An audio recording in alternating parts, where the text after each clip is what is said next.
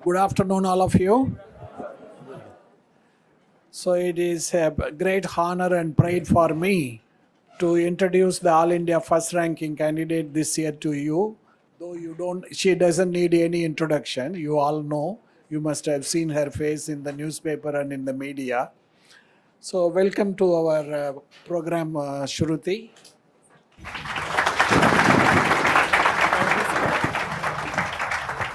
All the best. Okay.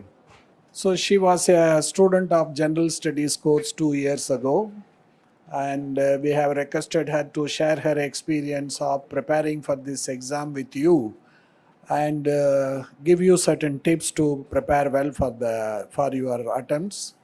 I have specially requested her to tell you how to link the class notes that you get here with your self study as she had done it.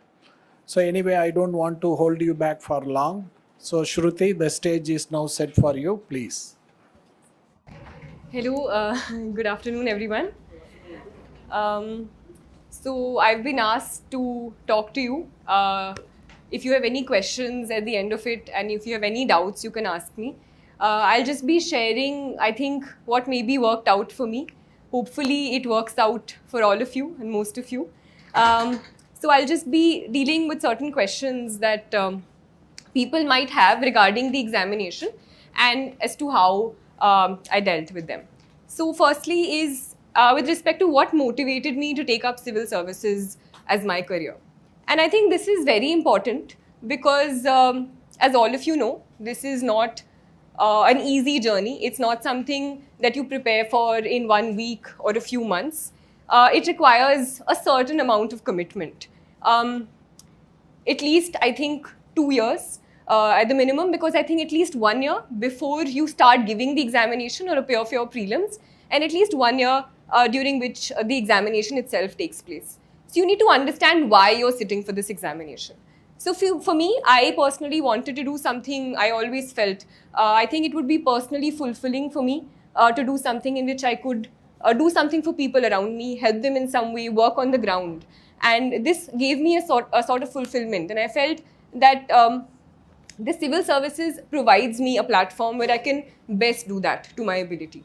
So it's important for you to understand why you want to do it. If it's only because of parental pressure, if it's only because of the status, if it's only because you think it'll give you a certain amount of respect in life, I think that sort of motivation won't keep you going for as long as 2 years. And so you need to understand that and go forward thinking that. Secondly, which is the most important, once you've decided that you're going to take this examination, is the strategy. And there are 3 levels, prelims, mains, and interview. So there's, first and foremost, it's important to understand that there's no clear-cut division in terms of कि अच्छा अभी prelims की पढ़ाई, फिर mains की पढ़ाई, फिर interview की पढ़ाई. It's an integrated sort of preparation, but there is a difference in strategy at each level. So for prelims and mains, the books that you'll be relying for will be the same.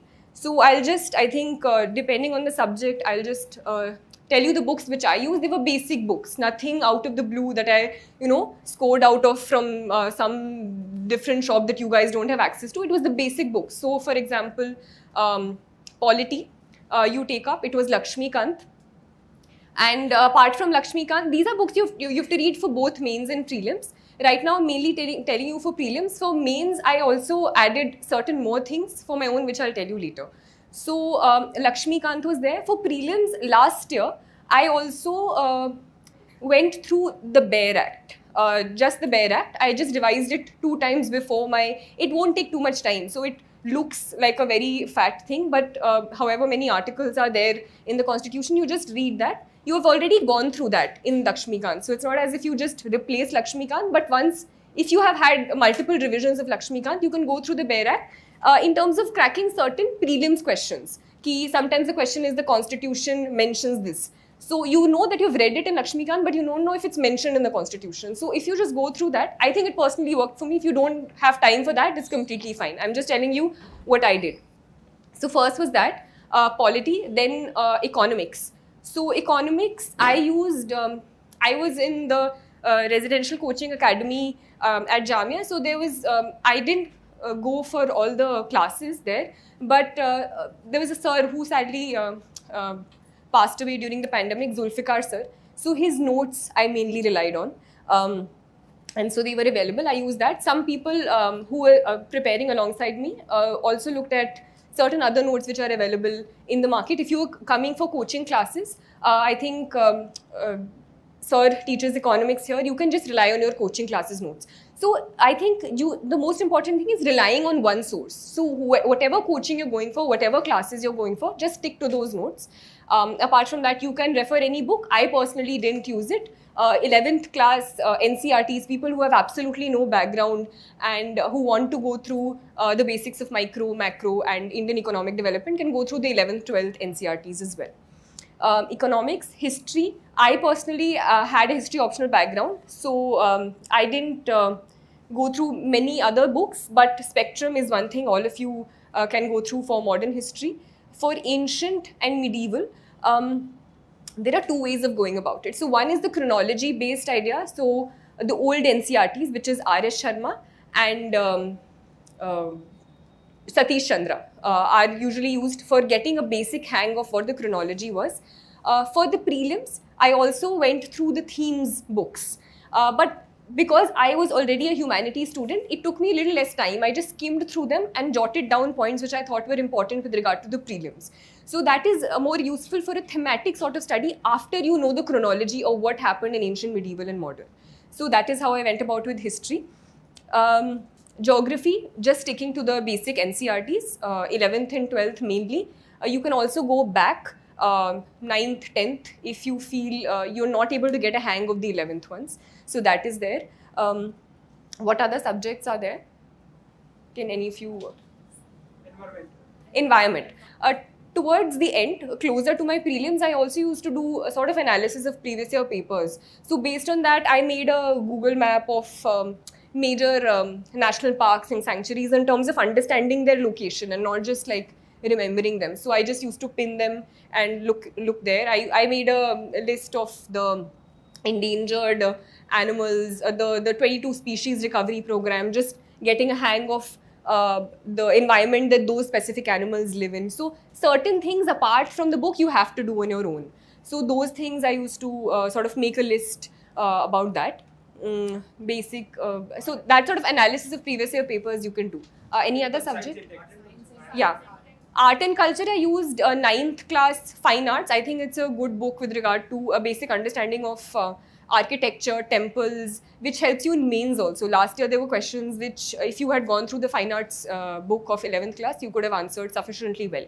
And for science and tech, I didn't use any specific material. You can go through the NCRTs. I think previous year's prelims paper, if you had gone through the NCRTs, it was a lot of like biology based questions. If you just gone through previous year papers and looked at NCRTs, you would have been fine. I personally didn't go through that, but I think it's a good idea. And science and tech, I use the basic material that is available towards the end in terms of the whatever coaching books or compilations at the end which are available for prelims. I use that. So these were the basic books. Apart from that, for current affairs, you can use whatever coaching material. I used to use the compilations. I personally didn't go through monthly books because I didn't have that much time. But I have seen lots of people use the monthly books and leave the compilations. So they used to regularly read the monthlies, make tiny notes or underline, and then use the monthlies only. So that depends on you. I don't think it makes any difference. So these were the materials. For prelims, my strategy, apart from that, was going through previous year papers, analyzing them. So the last 3-4 years paper, I used to religiously go through in terms of after attempting it, go through the other options as well, Google search certain things, and then make notes out of it, just 1 or 2 pages. So I can just revise towards the end. For the other ones, like the previous 10-15 year papers, last year what I did was I looked at them thematically. So if I'm looking at modern history, I look at all the questions, sort of see where they're going, and based on that then I used to study accordingly and again make notes of whatever the answers were, because sometimes it does help. Sometimes there's the repetition of question. There was a certain question I remember regarding Parivrajaka. This is completely like I can remember right now, which was in a previous year paper, and it helped me to eliminate a certain question in the next year paper. So sometimes it does help, just going through thematically previous 10, 15 year papers. So that was my strategy for prelims.